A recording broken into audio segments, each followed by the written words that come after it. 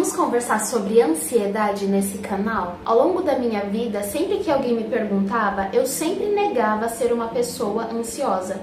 A verdade é que eu aprendi a ignorar por muito tempo os sinais que o meu corpo dava. Até que um dia eu ia fazer uma viagem para o Brasil e eu fiquei tão incapacitada que, apesar de ter chegado ao aeroporto, eu não conseguia embarcar.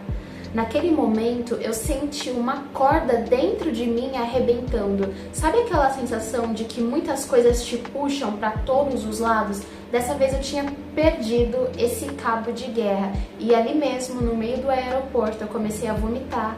Eu fiquei tão incapacitada que eu não tinha forças nem sequer para andar. Nesse dia, eu perdi o meu voo, mas eu me encontrei pela primeira vez com uma parte minha que eu sempre negava.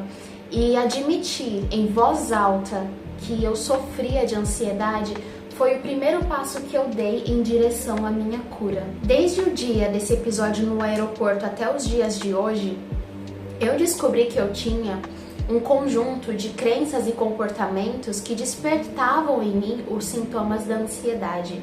Eu estou compartilhando isso porque talvez você sofra de ansiedade, mas ainda não tenha dado esse nome a esses sentimentos, ou talvez você sofra de ansiedade, mas não saiba isso que eu irei compartilhar agora. Eu percebi que eu tinha um padrão de pensamentos e comportamentos falhos que me levavam a colocar muita pressão sobre mim mesma. E a primeira crença que eu acredito que tenha me colocado nessa direção é a de que eu tinha que sempre ser agradável, de que eu devia agradar a todos. E essa crença eu construí lá na minha infância. Eu vi os meus pais tendo problemas e eu só não queria ser mais um. Por isso eu agia de duas formas. A primeira delas era evitando sentimentos negativos, evitando expressar sentimentos negativos. Então, mesmo que eu tivesse com raiva, com ódio, triste, eu não falava, eu evitava expressar. E a segunda forma era tentando fazer tudo o que eu imaginasse que fosse agradar aos outros, por medo de ser rejeitada ou de causar algum problema. Se você faz isso, eu acredito que muito provavelmente você pode acabar sofrendo de ansiedade, porque quando você acredita que deve sempre agradar aos outros, seja escondendo suas emoções negativas ou pelo medo de ser rejeitada, você acaba se colocando sob muita pressão, porque nós somos humanos e temos sim sentimentos negativos e negar eles irá apenas te fazer mal. E esse padrão de pensamento também pode fazer você puxar para si uma responsabilidade que às vezes nem é sua, porque por mais que você faça tudo para agradar aos outros, não significa que você esteja protegida de ser rejeitada. E quando isso acontecer, porque não importa quão boa você seja, que isso vai acontecer, e quando isso acontecer, você pode acabar injustamente se culpando. Então, uma das coisas que eu tive que fazer, porque ou era isso, ou eu vivia mal, foi aceitar que tá tudo bem ter e demonstrar sentimentos negativos. Então, quando eu tô mal, eu falo, se eu tô com raiva, eu digo, se alguém me machucou, eu exponho, porque ter guardado isso pra mim durante tanto tempo, literalmente me adoeceu. E outra coisa que eu fiz foi entender que eu não preciso ser agradável 100% do tempo, e ter esse entendimento me libertou. Além disso, eu também entendi que a rejeição, ela diz muito mais sobre a outra pessoa, sobre os preconceitos da outra pessoa, do que necessariamente por uma insuficiência ou por uma limitação minha, entende? Se você se identificou com tudo isso que eu disse até aqui, eu recomendo fortemente que você leia o livro A Síndrome da Boazinha.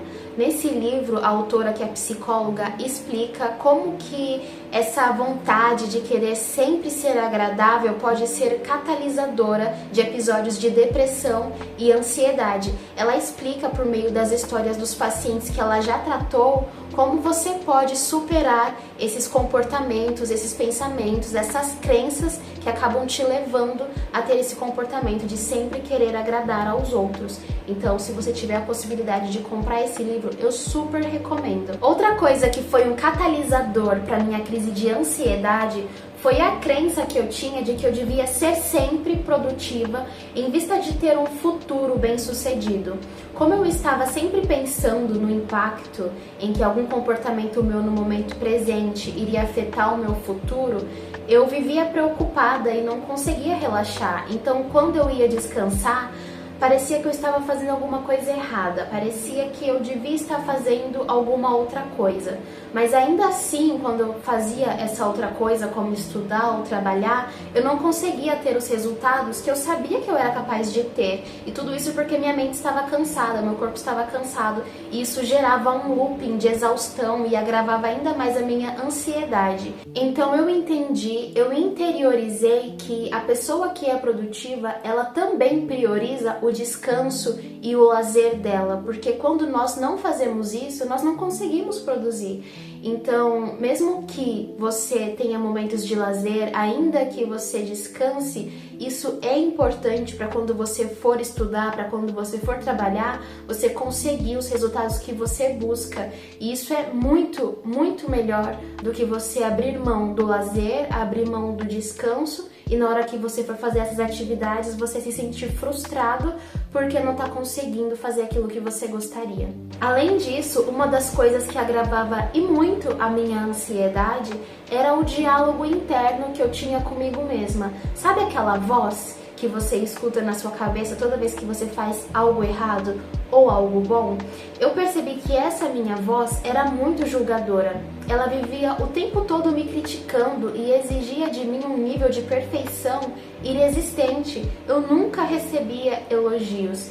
E eu pensei, quer saber? Já tem gente demais dizendo que eu não consigo, já tem gente demais falando essas coisas pra mim. Essa minha voz não precisa ser mais uma. Então eu decidi passar por um processo longo. Não foi fácil, mas eu consegui trocar essa voz julgadora por uma voz que demonstra compaixão. Por fim, um dos maiores prejuízos que eu tive foi com certeza a perda do momento presente. Eu estava tão ocupada com o futuro, pensando, criando inúmeras possibilidades, que quando chegava ao fim do dia eu não me lembrava de nada do que eu tinha feito. Isso acontecia porque eu estava sempre fazendo uma coisa, mas pensando em outra. Ou seja, eu estava fisicamente presente, mas a minha mente estava em outro lugar.